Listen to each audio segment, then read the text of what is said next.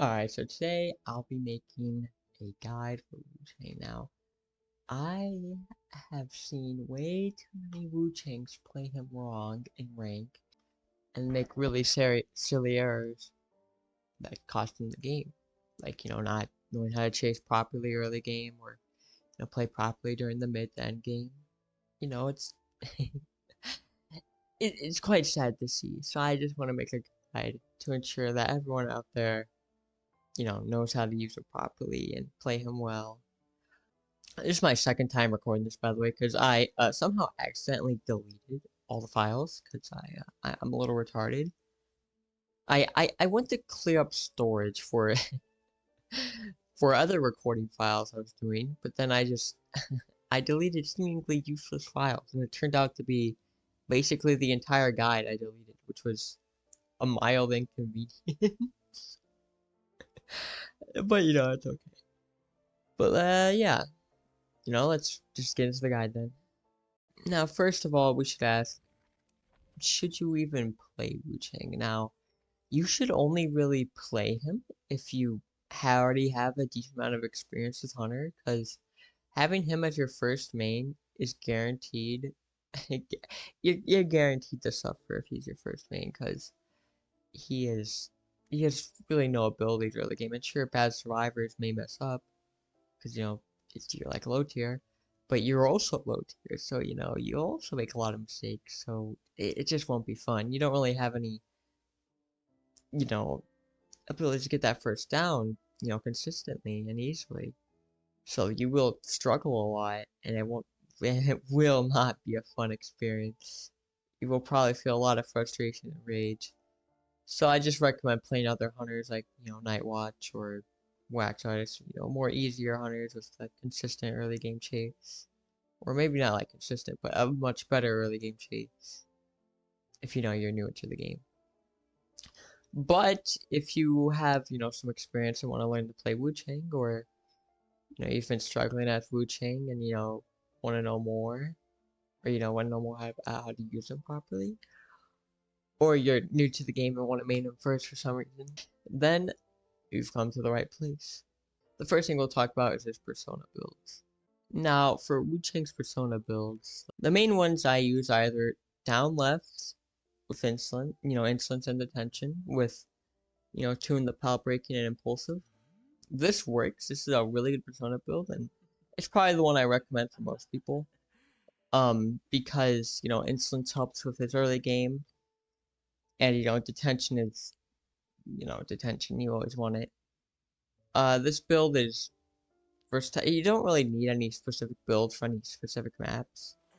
Maybe you like change up your persona build based on team comp because harassers, but that's about it. This one I like a lot, simply because I can run like peepers or teleport with it, but because I have insolence for my early game, so I don't necessarily need blink. But here's how it goes. If you're going against a really, really tough team comp, like, maybe like Antiquarian, Forward, Aeroplanist, and like Mercenary, something that's going to be really hard for you to get chased down in, I highly recommend using this build with Blink. I mean, I use it with Peepers, but that's only when there's survivors that, I can mind game and get hits out of, like, Barmaid or Psychologists, weaker survivors who don't have any items to really avoid taking hits. Their entire kit's designed around taking hits. So those survivors I could do well against, but if it's a bunch of survivors that are really, really good at avoiding hits and kiting, then you want to bring Blink and Insolence, because it's the only way you'll probably get it down, unless they fuck up horribly. But another build I like that I use on him is this one. This is the build I use if they have a bunch of weak kiters. And, I just want to bring Blink and have all the extra traits like, Berserker, Rage, Desperate Fight. If I want to have all those bonus traits, help during the match, then I use this one. Because if they have weaker kiting survivors, like Doctor or, again, like Barmaid stuff, then I'm not as pressured to bring Insolence, because I can always try and mind game for a first hit and then blink them down, which usually tends to work. Granted, against really, really, really good survivors, that's going to be really hard, but it's still possible. It's just going to be really difficult. Now, those are the only two builds I really recommend. You can use variations of this build depending on the team comp. You know, you can either go for like, you know, mischievous if there's like a rescuer. I meant like a harasser, and you can always go for wanted order, which I don't really use too much anymore, but it is a very strong perk that I highly recommend using. Simply because, you know, it it gives a lot of information. You know, no matter who it marks wanted order, you're still getting a good amount of information, and that helps a lot. And if it marks the rescuer, that's really good for you.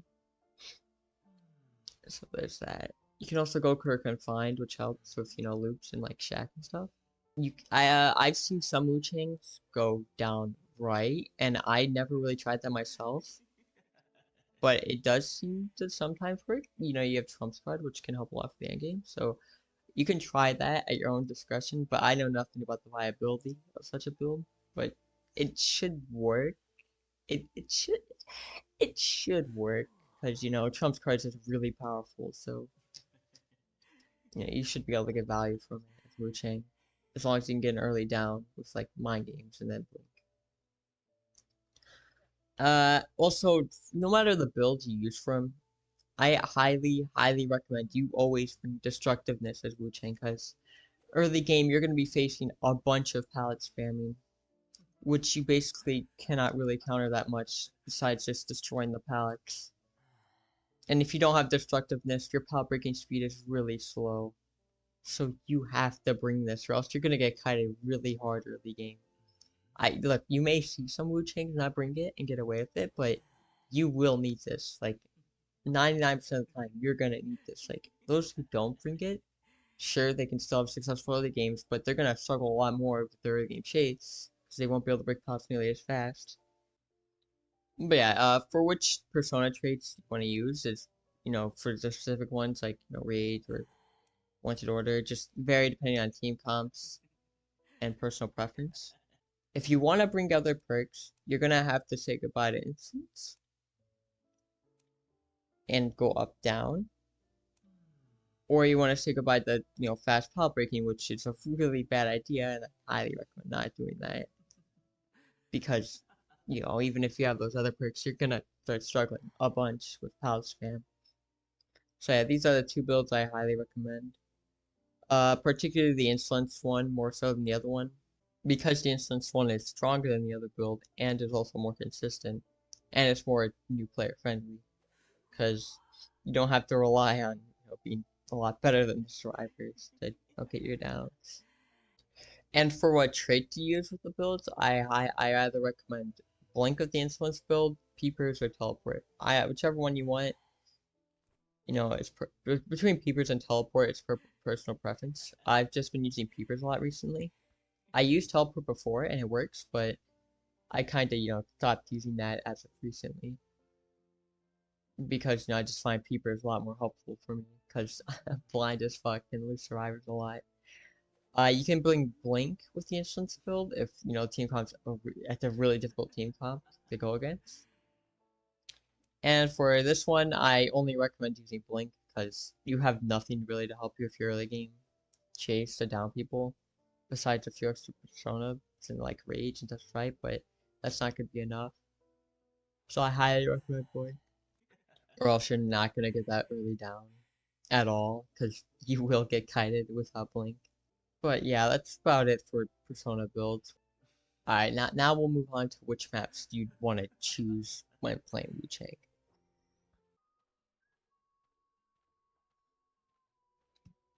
Okay, so the first map we'll start with will be Red Church, and this map up is probably one of its worst. Not only because it's really small, so you can't really take advantage of its high mobility that much, but it's also, I mean, actually you can, but it's not as impactful, and it's also just really small, so a lot of pallets and windows and kite areas are very tightly, you know, packed together, and that's really bad for Wu Chang because you're supposed to be, you know, your whole ability just revolves around zoning people out to try and hit them early game.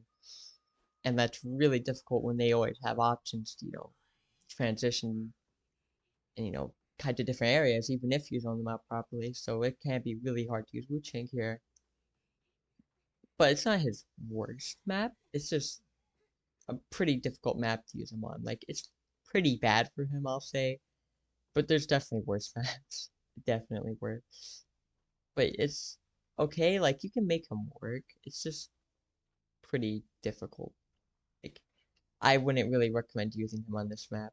Not very much, no. But you can, and you can get success, but, just be careful. After that, we have Sacred Heart Hospital, which, I'm gonna be honest, it's either Sacred Heart or Orange Factory that are his worst map. They're basically tied for his worst map. Like, they are both so bad for him. Like, they're already survivor-sided maps, but against Wu Chang, a hunter with like no early game chase, they're just really, really bad to play Wu Chang on. Like, Sacred Heart Hospital is just, there's a lot of really good kite areas, and all the kite areas are very close together. Small map, and Hospital is basically impossible to catch anyone in. So I really wouldn't recommend using him there because it's really, really survivor sided. Wu Chang's a really weak hunter, so you're really not gonna have a good time if you play Wu Chang on this map. Like, you can play him and you can win, but it'll be really hard. And I really, really don't recommend it. Orange Factory is similar. The factory is really good for looping, especially against Wu Chang. There's lots of really good kiting areas. Hardly any real like dead zones that you can try to catch people. I mean, I think Orange Factory might be better than Sacred Heart. Like, there seems to be a few more dead zones than in like Sacred Heart, but I don't know. They're both really, really bad for him. I mean, Arms Factory is just really difficult to chase drivers in. I mean, it has a lot of really good loops, and it's really difficult to zone drivers out there when they have access to lots of good kite areas. It's just really good drivers, and I really don't recommend using Wu Chang on it because the kite areas are just too strong, and there's very few places where you can actually zone people out at. And then we can move on to maps that are somewhat okay for him. Like, Leo's Memory is a very, like, it's in between, like, the good map for him and the bad ones. Like, sure, it has a lot of good kite areas that, Kite Wu Chang at, that's, hard to zone people out at. It also has quite a bit of distance between those areas, for the most part. And you usually are able to zone people out at bad places fairly easily. I mean, it's not that easy, but, it's possible. And the main building, the factory, isn't the strongest against Wu Chang. Like, Wu Chang can actually chase there pretty well. So it's not the worst map for him. Like, you can still get kited on, like, at, like, good areas. If fail to zone people out properly, or they just play really, really well. But, usually you should be fine. Then we have Chinatown. This map is pretty strong for Wu Chang. I wouldn't say he's strongest, considering, again, still pretty good palettes, good areas people, survivors can kite in.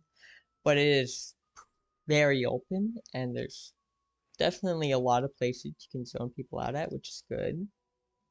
And, try and, get a hit via mind games.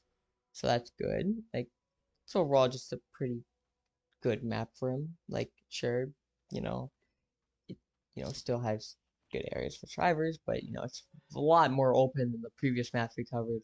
So there's a lot more opportunities to try and cut people off and force them into bad positions to get hits. So overall, it's just a pretty good map for him, I'd say. Ever Sleeping Town, I fucking hate the tram, but besides that, it is a pretty good map for him because there's lots of like.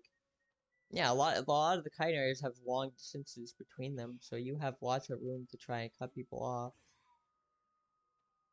And, force them in the bad areas. I mean, sure, there's some good kite areas on this map, but, you can definitely make Wu Chang work here.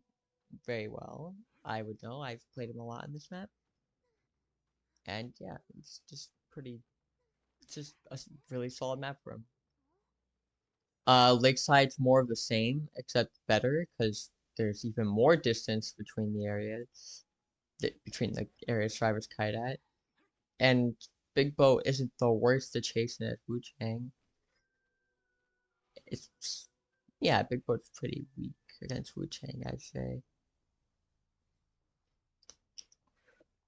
Well, yeah, the vast distances between pallets and the size of the map makes it really good for Wu Chang. It's really good for him. Like, you can zone people out really well on Lakeside. And so that's why it's a really good map for him. Moonlit, again, more of the same. It's literally just the best one for him because it has some of the weakest loops. I mean, sure, Coaster's annoying, but you have a teleport. You can teleport wherever you want, so it's not a big deal for Wu Chang. And there's a lot of weak loops or loops that, you're able to mind game as Wu Chang to try and, get hits and down people, which is really good. And there's lots of distances between pallets. That also helps a lot. So overall, I'd say it's his best map by far, especially with, the visibility. It's a really bright, open map. So that helps a lot. So, this map is his best one.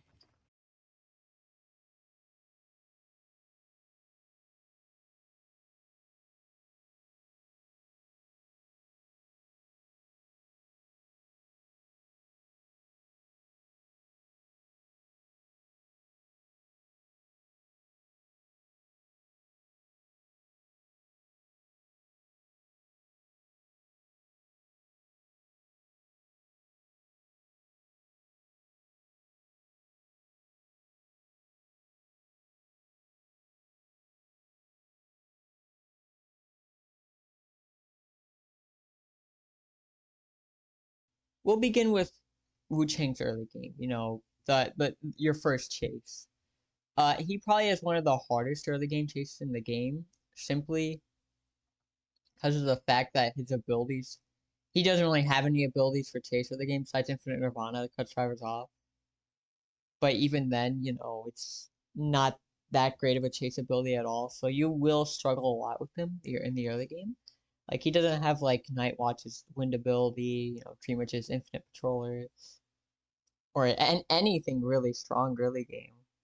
I mean, once he gets presence, his chase is actually really good, but before first presence, you will struggle a lot. But with that being said, his chase early game revolves primarily around you using Infinite Nirvana to try and zone survivors out, like cut them off from transitioning, and try and trap them in certain areas, try and trap them in weaker areas to try and, make it so you can mind game and try to get hits that way. And while that is very difficult, it is the only way you can really go about chasing with him early game. You have to zone people out and mind game them at, weaker loops to get hits. We can go watch that right now. Or how to do it right now. So in this match, they chose very weird spawns. So Priestess spawned at 10. I'm pretty sure Cheerleader or no, First Officer spawned behind me at 4th stop, and no, First Officer spawned at, first stop, yeah. And Composer spawned at 2-story, and Lawyer spawned literally to my right. Upon spawning, I instantly see Lawyer's silhouette, and I see where he's trying to go. So I instantly, like I said, I use Infinite Nirvana to cut him off and ensure that he can't go that way. Can't transition away from these 2 pallets. So I can try and trap him here. I break this pallet instantly because, I cannot mind game both those pallets.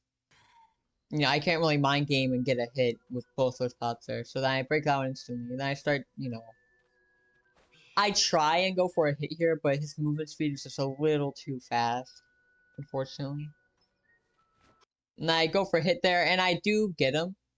Because I predicted that he'd probably try and throw out on the pallet to avoid the hit. And, he did, and he got hit through the pallet by a charge attack. And, that's the only way you'll get hit to Wu Chang, through mind gaming at loops like this. So I was able to do that. And then what happens here is that he tries to transition away, which is very weird. He definitely should have went to the pallet to his left. And, tried to loop around that, the area up there above. But instead he... Okay, I fuck up here. If my umbrella was a bit better, if I put it, like, more in front of him, he definitely would have died here or been forced to the pallet right next to me. But I fuck up, and I teleport thinking I'd be, like, on him. But I actually, messed it up a little bit. That's one other thing about Wu Chang. He's just really hard to play. Even with Infinite Nirvana, it's just really hard to aim properly and get perfectly. So you will miss a lot of hits just because, you didn't, position it correctly. And it is pretty frustrating. But it's just how it is with Wu Chang. But I do teleport. And like I said, it's just mind games. I could either I predict that he'll, throw on the pallet here, which is what I try to predict. So I try to, hit him through it. But he doesn't, and I just swing again, and he ends up throwing down the pallet and killing himself there. That's the only way he'll get hit via mind games, and that's it. You can only mind game pallets to try and get them down. Now let's review another match that I had. Okay, so here's another match I had, and Chiller spawned at 4-stop. First officer, mercenary spawned at, Cipher Bridge. And Priestess was at 1st stop, I believe.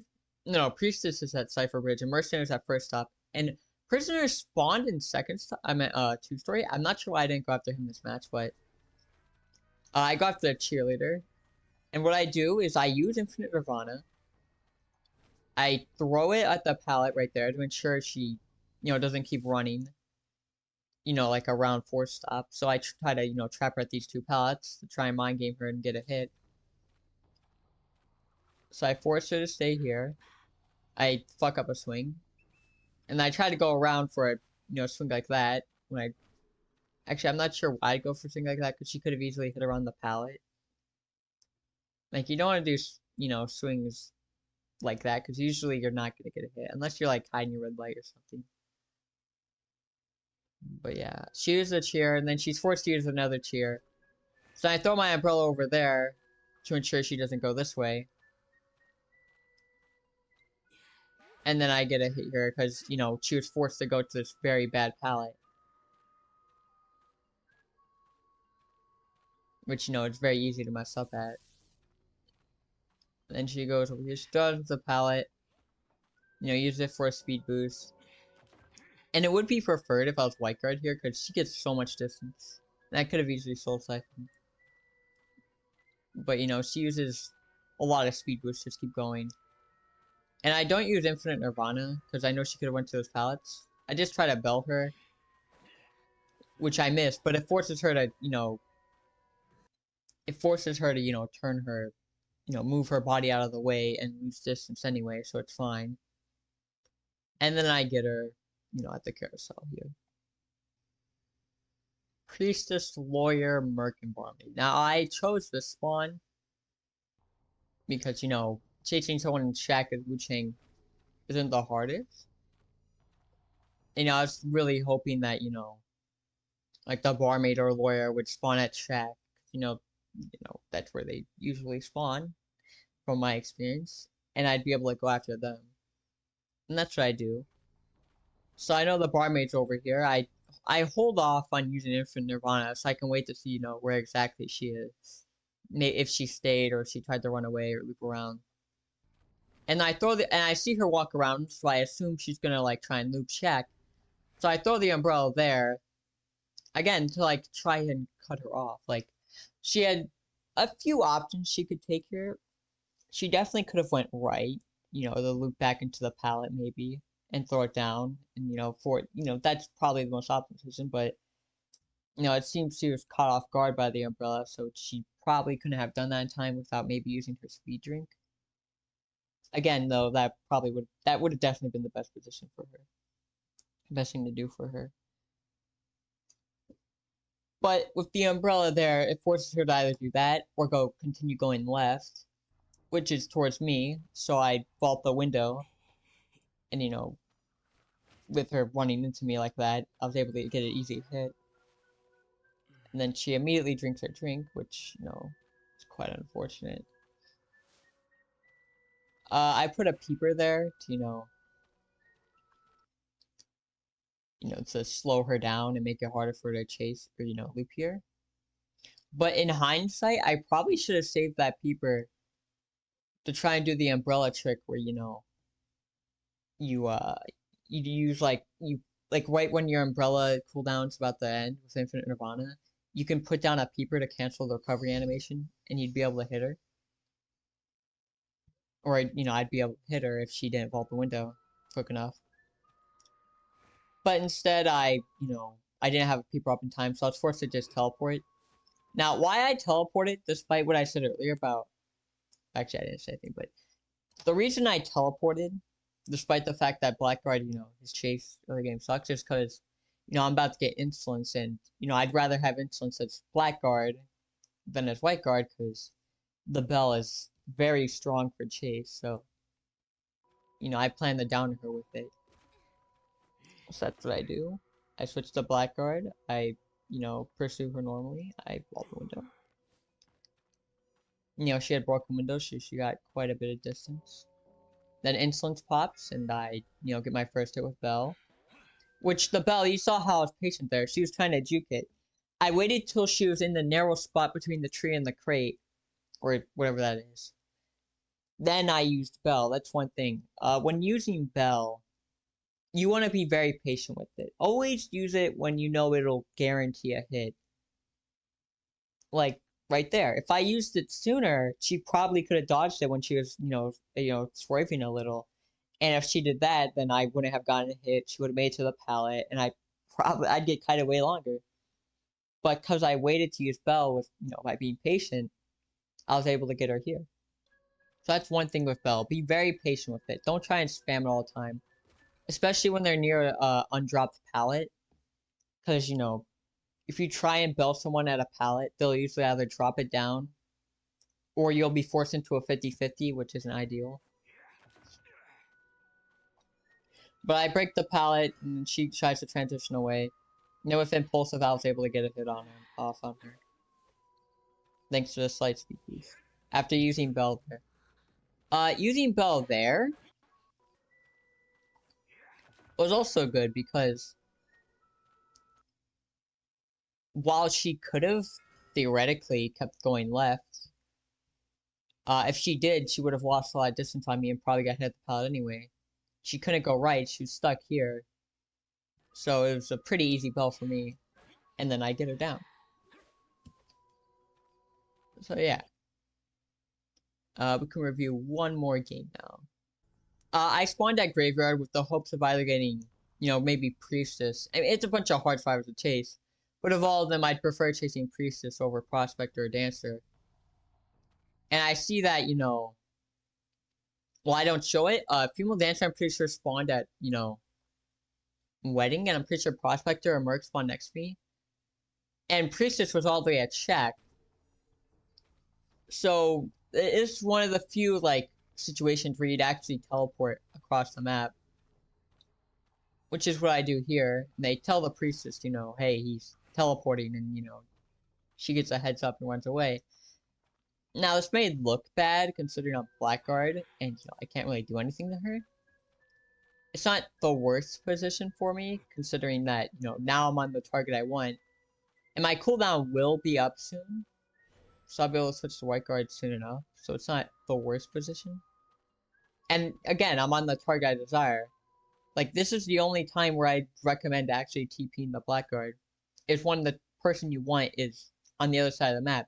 Because even if you don't get a perfect teleport and hit them instantly, you will be directly on top of them, which is good.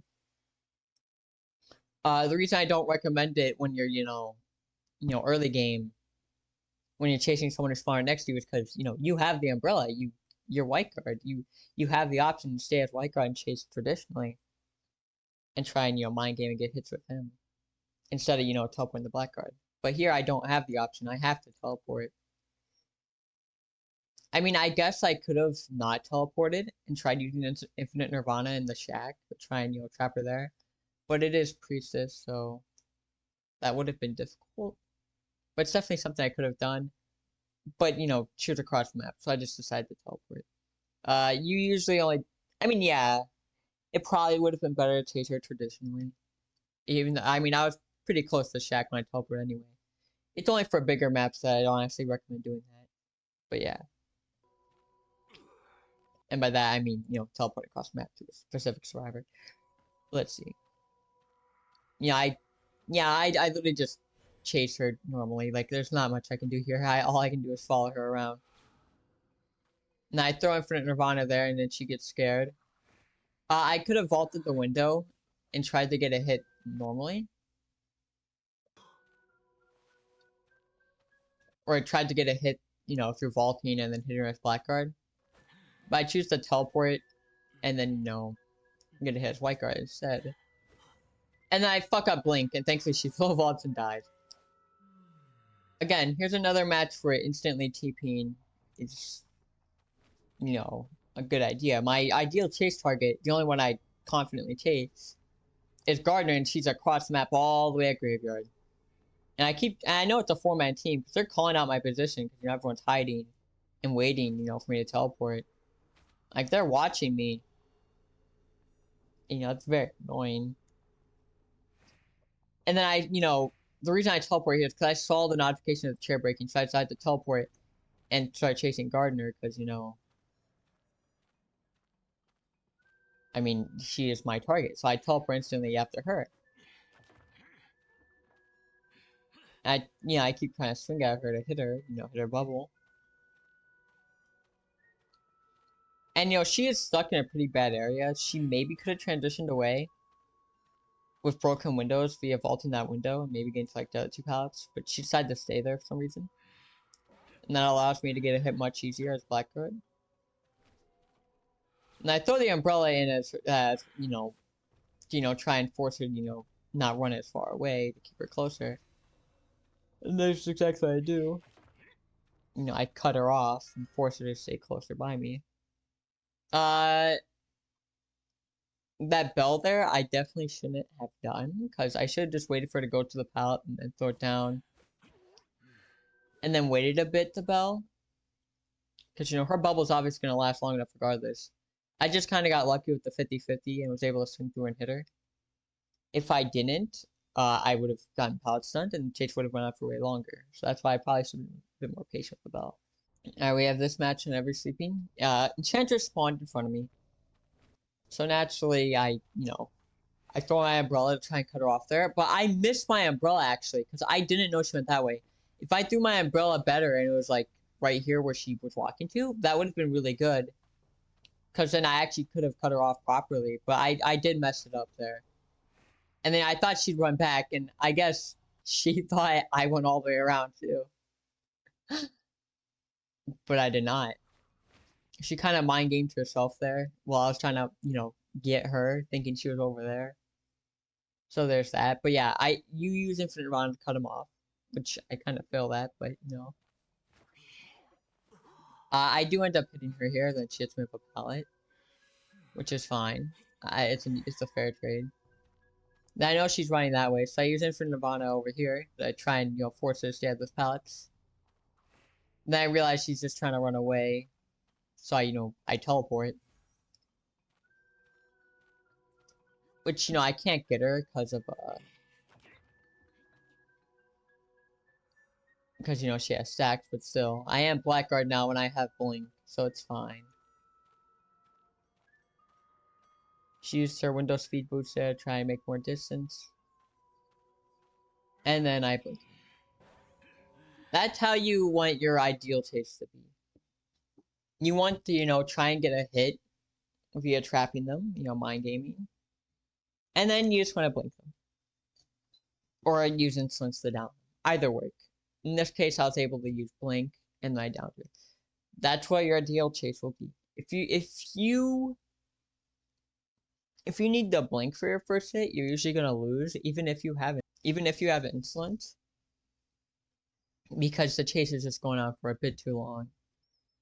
And you know, even with your really good end game, good early game chase does kind of ruin your abilities to, you know, properly exert pressure on the survivors and, put yourself in a winning position. But yeah, I hope you were able to learn and understand, from these few matches we reviewed, what you're supposed to do to chase survivors early game. Like I said, there's a lot of nuances to it. There's lots of situations I haven't covered, but just in the general rule, you just want to make sure that you don't TP too early as, to blackguard, because then if you do a really bad one, you will get kited, because you have nothing for your early game chase. You're literally just blackguard. And you also want to make sure that you place your umbrellas accordingly to properly, scare survivors and put yourself in a good position to teleport if they do force you to by running on your umbrella or try and transition away. Because early game chase can be really difficult, even if played really well, because, what he requires is a lot of knowledge of basic mind games that you'd use as any other hunter, but, that's all you have for chase, really. So that's basically it. So we'll cover how I camped in this match. So we'll cover the most common scenario. The most common scenario is you don't find the rescuer early, or the mercenary, so you can't really stop him. Or, he just outpads the chair. What you want to do is just ensure it's either black or white guard. You just make sure you hit the merc, and then force him to rescue. And then, like you can try to double hit the mercenary, and then go after the other survivor. That works. But usually you just want to, I mean, yeah, if the merc puts himself in a position, or the rescuer, to get double hit, always go for it. But if not, like where they split up properly and go to, both go to the pallets and stuff, then you just want to go for the person who got rescued. But yeah, if they reach the chair like that, there's not much you can do. And we can also briefly cover using soul siphoning here. Now, soul siphoning, survivor stuns you or does something to gain a lot of distance. You just want to use soul siphoning to obviously catch up to them, and because she can't, keep running, she's forced to stay here, these two pallets, because, I soul siphon to cut her off. And then, I have desperate fight, so she just kind of dies. Now let's see camping going white. So what you usually want to do is try and patrol farther from the chair. And, use your game sense and, knowledge of the match to try and predict who will rescue and where they're coming from. Based on, either shaking ciphers or where you saw people last. And I know Dancer's over there, and I know she's gonna go for rescue, so if you find someone early like this, you can easily, as white guard, soul siphon them. And as you saw there, if you don't know if a survivor has flywheel or not, you can easily do that. To try and bail out the flywheel, like try and 99 their soul siphoning, then move back. And 9 times out of 10, you will bait out their flywheel, and then you'll be able to soul siphon them, and then stop the rescue, which is really good. And I do stop her here, because now she's soul siphoned, now she's asleep. White guard's camping is based entirely on finding the rescue early and soul siphon. Blackguard, okay, what I should have done here is either swung or, no, I should have belled again. I should have belled way sooner, because obviously, look at the chair time. I definitely should have belled again, but I didn't. I don't bell again, and I don't swing. I bell too late. You don't want to do that. If they're, right about to die, and you're... Okay. The strategy with your teleporting the blackguard when the chair time is really close is to try and double bell them. You hit them once with bell, and then maybe you wait a second or two if the chair has, a bit of time, and then you bell again, stun them twice, and, force either, to try and either terror shock them or force them to not make the rescue at all. As in, get hit and the chair, they'll blast off and die. I kind of fuck it up. Yeah, but this is a very important part of his camping. If the chair time is getting really close. Now when it comes to camping as blackguard, same as white guard. You want to try and find the rescuer early, but instead of soul siphoning, his camping revolves around hitting them early, and then bellying them at the chair to stop the rescue. Now, Priestess built a portal, and I literally did not expect that.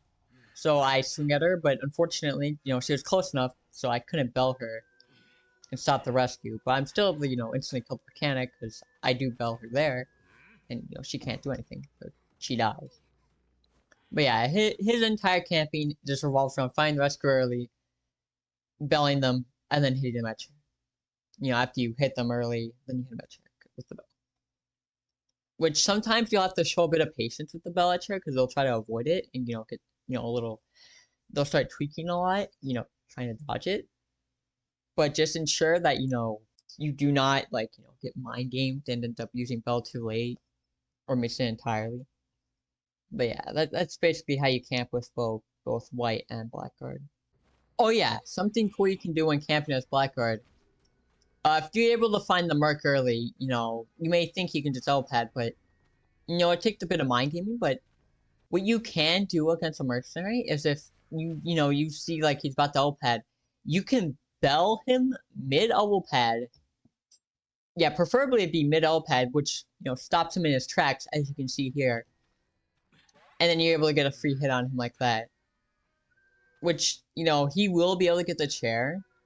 Most times, because usually it's close enough, you'll still be able to get the chair, but you will be able to bell him and hit him, a lot earlier, which is good, especially if you have double teleport, or if you have time to teleport the chair, because then you're guaranteed to double hit him, which is really, really good, really strong.